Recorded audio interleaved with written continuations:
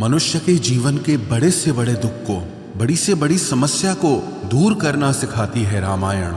रामायण की कहानी हम लोग बचपन से सुनते और देखते आ रहे हैं।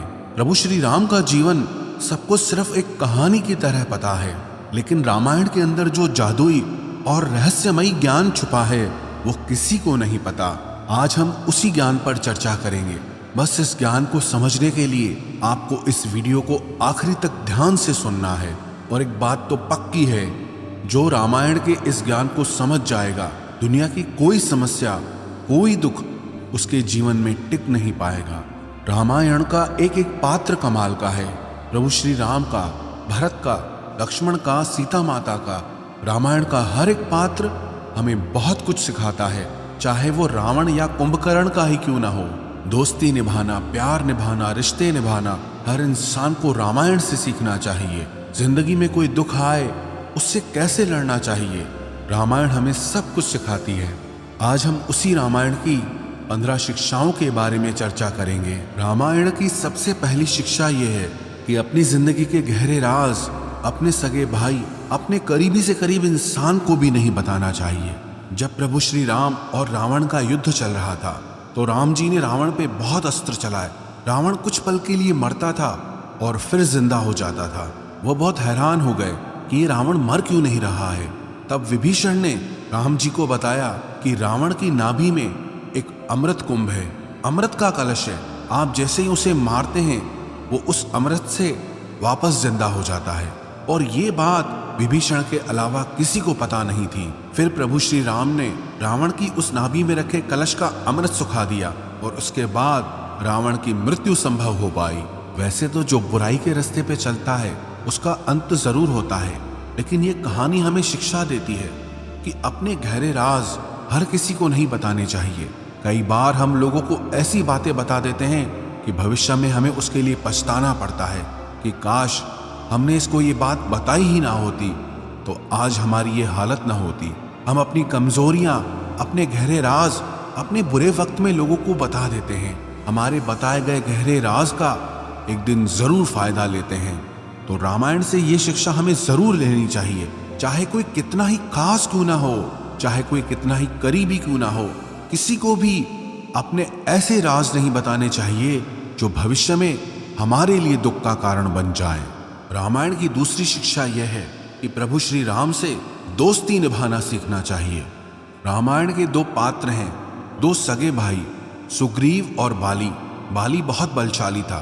उसने अपनी शक्ति के दम पे सुग्रीव से सब कुछ छीन लिया, राज्य भी छीन लिया और तो और उसकी पत्नी को भी उससे छीन लिया। सुग्रीव को अपनी जान बचाने के लिए उस राज्य को छोड़ के जाना पड़ा और वो छुप करके जीने लगा। जब प्रभु श्री राम का वनवास चल रहा था और रावण सीता को उठा ले गया था, तब उनकी दोस्ती हनुमान जी ने सुग्रीव से कराई थी और राम जी ने उसे वचन दे दिया कि तुम्हें तुम्हारा राज्य वापस जरूर मिलेगा। जब राम जी ने अपने वचन को पूरा किया और सुग्रीव को वापस से राजा बनाया तो उसने राम जी से प्रश्न किया कि मैं तो इतना कमजोर हूं और बाली इतना शक्तिशाली, और सिर्फ दोस्ती नहीं की, उस दोस्ती को निभा के दिखाया। हालांकि आजकल लोग सब कुछ देख समझ कर दोस्ती करते हैं। जो ज्यादा धनवान होता है, जो ज्यादा शक्तिशाली होता है, जो बड़े पद पर होता है, जो हमें फायदा पहुंचा सकता है, लोग उसी से ही रिश्ता जोड़ते हैं। जिससे कोई फायदा नहीं होता उससे कोई रिश्ता नहीं जोड़ता। सुग्रीव कहने लगा, मैं तो आपके किसी काम का ही नहीं था, लेकिन आपने फिर भी अपनी मित्रता को निभाया। इसीलिए रामायण हमें ये शिक्षा देती है, मित्र वही है जो हमारे दुख सुख में हमारे साथ खड़ा हो जाए। रामचरितमानस की एक चौपाई भी है, जेन मित्र दुख हो ही दुखारी, तिनहि बिलोकत पातक भारी। इसका अर्थ है कि जो लोग अपने मित्र के दुख में दुखी नहीं होते, अपने दोस्त की तकलीफ में उसकी मदद नहीं करते, ऐसे इंसान को देखने से ही पाप लग जाता है। तो दोस्त तो वो है जो दुख में काम आए। वो दोस्त किस काम का जो सिर्फ मजा मस्ती करने के लिए जिंदगी में साथ हो। असली मित्रता तो वो है जो मुश्किल वक्त आने पर आपके साथ खड़ा हो जाए। रामायण की तीसरी शिक्षा यह है कि अपनी दी हुई जुबान से कभी नहीं बदलना चाहिए। रावण का एक भाई विभीषण भी था। जब उसने ये देखा कि मेरा भाई अधर्म के रास्ते पे चल रहा है, गलत रास्ते पे चल रहा है और इसका सर्वनाश जरूर होगा, क्योंकि वो मेरी बात सुनता ही नहीं है। कोई भी अगर उसके भले की बात कहता है वो उसे अपना दुश्मन समझने लगता है। इसलिए विभीषण रावण का साथ छोड़कर प्रभु श्री राम की शरण में आ गया। जब वो प्रभु श्री राम के पास आया तब सारी वानर सेना उसका विरोध करने लगी कि आप इसे स्वीकार मत कीजिए, ये दुश्मन का भाई है, ये हमें हानि पहुंचा सकता है, इसकी वजह से हम इस युद्ध को हार सकते हैं। प्रभु श्री राम ने कहा कि अगर ये मेरी शरण में आया है, मुझसे सहायता लेने आया है, तो चाहे मैं ये युद्ध हार ही क्यों ना जाऊं, लेकिन मैं इसको ठुकराऊंगा नहीं। जैसे ही वो प्रभु श्री राम के पास आया तो प्रभु श्री राम ने विभीषण से कहा कि लंका का राजा तुम्हारे जैसा एक धर्मात्मा इंसान होना चाहिए, और उन्होंने उसे वचन दे दिया कि लंका के राजा तुम ही बनोगे। जब उन्होंने विभीषण को ये वचन दिया तो सब लोग राम जी से पूछने लगे कि आज विभीषण आया है, कल को रावण अगर आ गया आपके पास कि मैं आपसे युद्ध नहीं करना चाहता, आप जो कहोगे मैं वही करूंगा, तब आप क्या करोगे? तो राम जी ने कहा रावण को मैं अपनी अयोध्या का राज्य दे दूंगा। तो सब लोग प्रश्न करने लगे कि आप अगर रावण को अयोध्या का राज्य दे देंगे तो फिर आप कहाँ जाएंगे? तो प्रभु श्री राम कहने लगे मैं तो इस जंगल में ऋषि मुनियों के संग में जीवन व्यतीत करूंगा।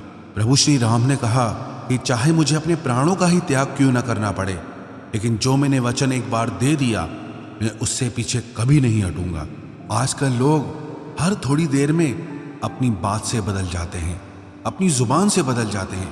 किसी की भी बात का आजकल भरोसा किया ही नहीं जाता। चाहे कोई कितनी ही कस्में क्यों ना खा ले, कितने ही वादे क्यों ना कर ले, सब झूठ लगता है और सब झूठ होता भी है, क्योंकि बातें करना, वादे करना, कस्में खाना बहुत आसान होता है, लेकिन उसे निभाना बहुत मुश्किल होता है। जो हर किसी के बस की बात नहीं होती है, और जो इंसान अपनी बातों का ही पक्का नहीं ना, वो जिंदगी में कभी भी महान इंसान नहीं बन सकता। रामायण की चौथी शिक्षा यह है कि कभी भी अपनी शक्ति, अपने पद और पैसे का अभिमान नहीं करना चाहिए। रावण के पास इतनी शक्ति थी कि उसने अपनी मौत को, काल को अपने पैरों के अंगूठे के नीचे दबा रखा था। जिन 9 ग्रहों की लोग पूजा करते रहते हैं, डरते रहते हैं, वो उसकी दरबार में हाथ बांधे खड़े रहते थे। सारे देवताओं को उसने जीत रखा था। ऐसा कोई नहीं था जिससे उसे डर लगता हो, और उसी शक्ति के अभिमान में एक दिन उसका सर्वनाश हो गया, सब कुछ खत्म हो गया। ये कहानी रावण की नहीं, हर उस इंसान की है जो अपने पैसे का घमंड करता है, अपने रूप रंग का घमंड करता है, अपनी ताकत या पद का घमंड करता है। जब वक्त बदलता है ना, तो ऐसे लोगों को कोई पूछता भी नहीं है, क्योंकि अपने अहंकार में वो न जाने कितने लोगों का दिल तोड़ देते हैं, न जाने कितने रिश्ते खराब कर देते हैं, और जब उन्हें जरूरत पड़ती है तो कोई उनके साथ नहीं होता।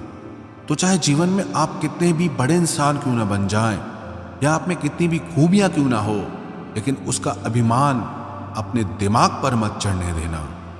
रामायण की 5वीं शिक्षा यह है कि जो कोई भी पर स्त्री में या पर पुरुष में वासना का भाव रखता है, उसका सर्वनाश जरूर होता है।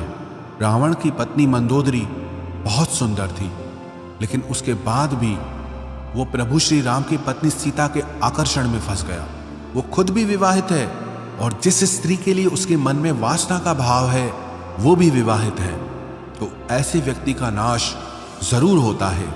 आजकल तो लोग कहते हैं कि शादी के बाद भी पुरुषों के कई स्त्रियों से संबंध होते हैं, स्त्रियों के कई पुरुषों से संबंध होते हैं।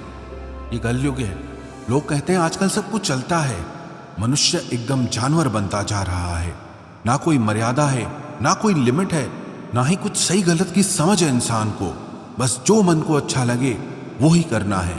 जो लोग अपने जीवन साथी को छोड़कर इधर उधर भटकते रहते हैं, एक दिन उनका खुद का परिवार भी बर्बाद हो जाता है, सब कुछ खत्म हो जाता है। एक अच्छे इंसान की यही तो पहचान है कि वो सिर्फ अपने परिवार की खुशी के लिए जीता है, उसका परिवार ही उसका सब कुछ होता है।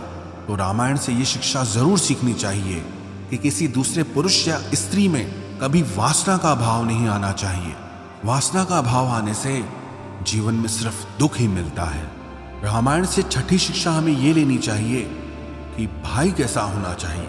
राम और भरत से सीखना चाहिए लोग आजकल लड़ते हैं जमीन जायदाद के लिए, बिजनेस के लिए, पैसों के लिए। लेकिन राम और भरत के बीच क्या बहस छिड़ी थी कि राम भरत से कहते थे कि राज्य तुम संभालो, और भरत राम जी से कहता था कि राज्य सिर्फ आपका ही है, मैं कभी ये राज्य नहीं संभालूंगा।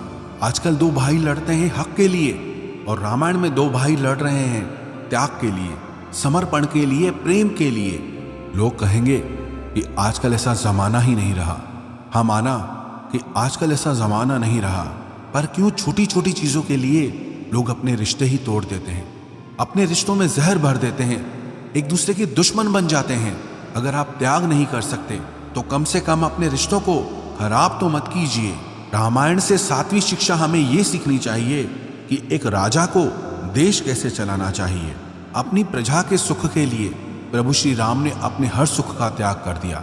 राम जी के पिता महाराज दशरथ ने, उन्होंने अपने पुत्र का ही त्याग कर दिया। पूरा जीवन वो इसीलिए जीते रहे कि प्रजा को सुख मिले। जिस राजा के राज्य में लोग दुखी और परेशान रहते हो, उस राजा को कभी सफल राजा नहीं माना जा सकता, कभी सफल शासक नहीं माना जा सकता। लोगों के लिए जहां रहने को घर नहीं, खाने को भोजन नहीं, कमाने को व्यापार नहीं, लोग तड़प रहे हैं, परेशान हो रहे हैं और कोई उनकी सुनने वाला नहीं, तो ऐसे राजा को कभी भी एक सफल राजा नहीं माना जा सकता। इसलिए रामायण से जरूर सीखना चाहिए कि असली राजा वही है जो अपनी प्रजा को खुश रखता है। रामायण की 8वीं शिक्षा हमें यह सिखाती है कि माँ बाप की इज्जत करना प्रभु श्री राम से सीखना चाहिए। उनके राज्य अभिषेक की घोषणा हो चुकी थी कि अयोध्या के राजा कल प्रभु श्री राम बनेंगे, लेकिन रातों रात सब कुछ बदल गया।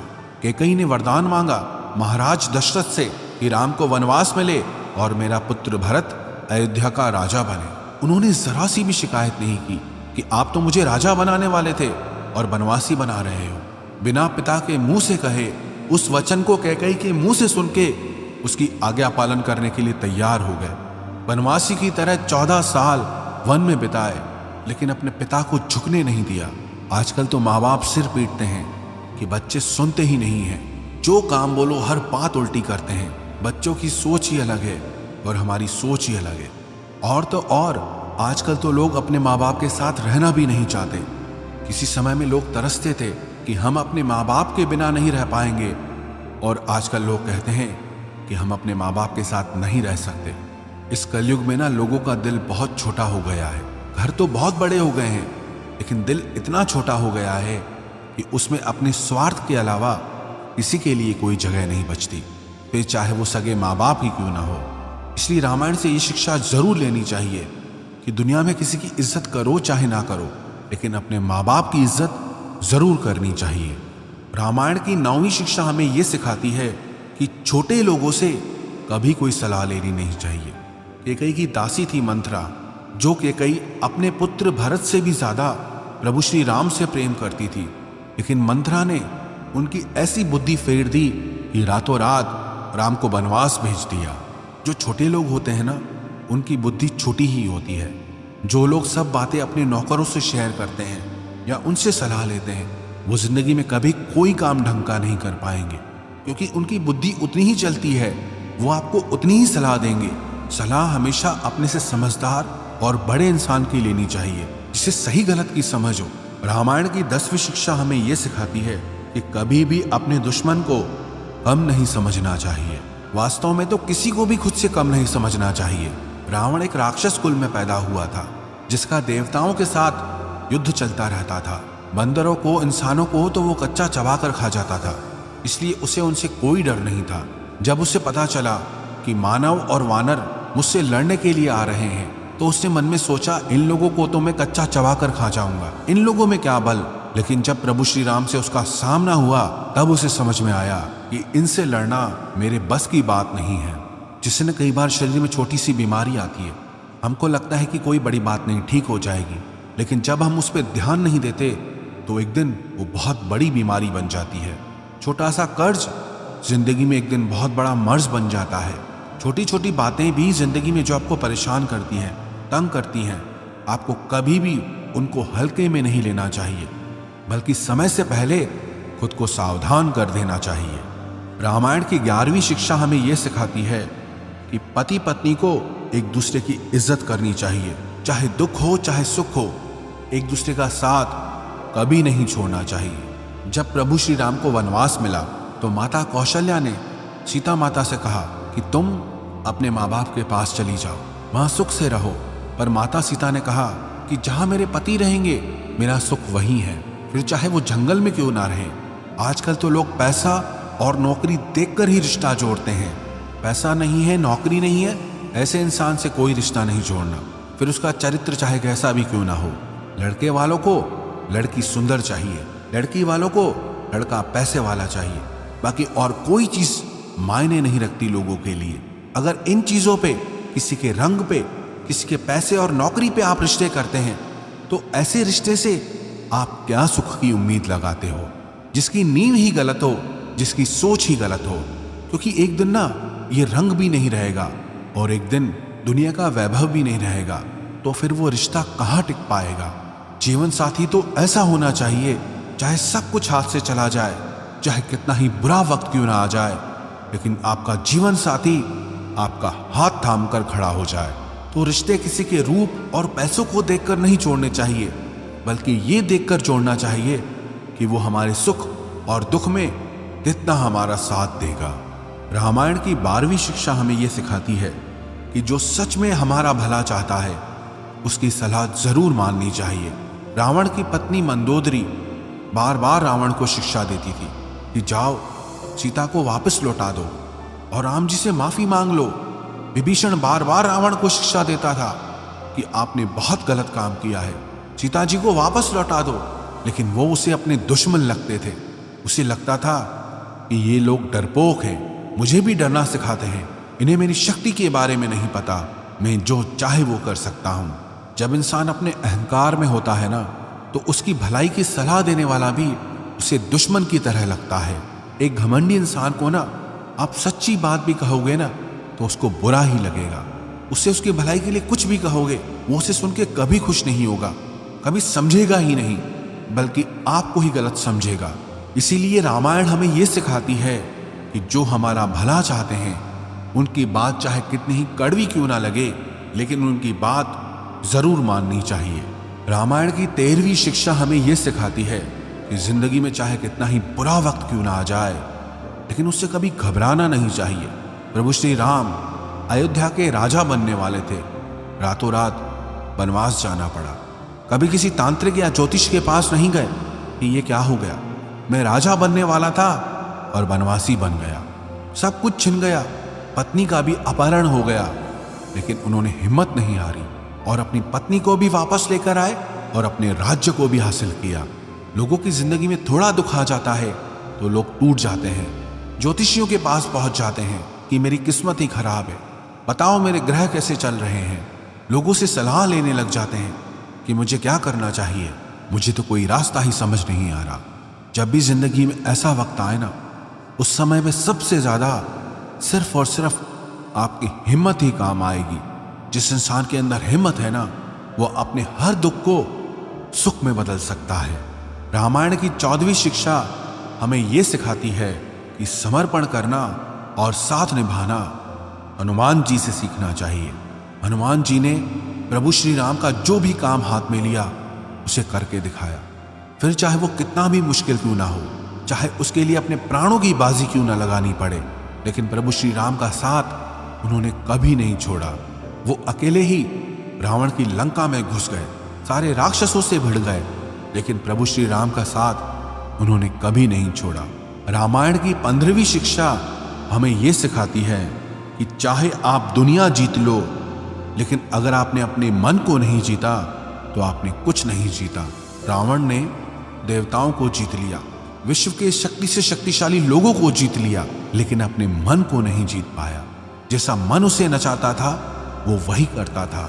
जिस इंसान ने भी अपने मन को नहीं जीता है, समझ लेना उसने जिंदगी में कुछ नहीं जीता है, क्योंकि मन के आगे हारा हुआ इंसान कभी खुश नहीं रह सकता।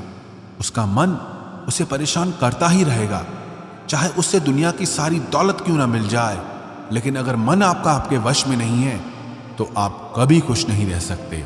जो भी व्यक्ति रामायण की इन 15 शिक्षाओं को रोज सुनेगा, अपनी जिंदगी में उतारेगा, वो जीवन के हर बड़े से बड़े दुख से, बड़ी से बड़ी समस्या से आसानी से पार निकल जाएगा।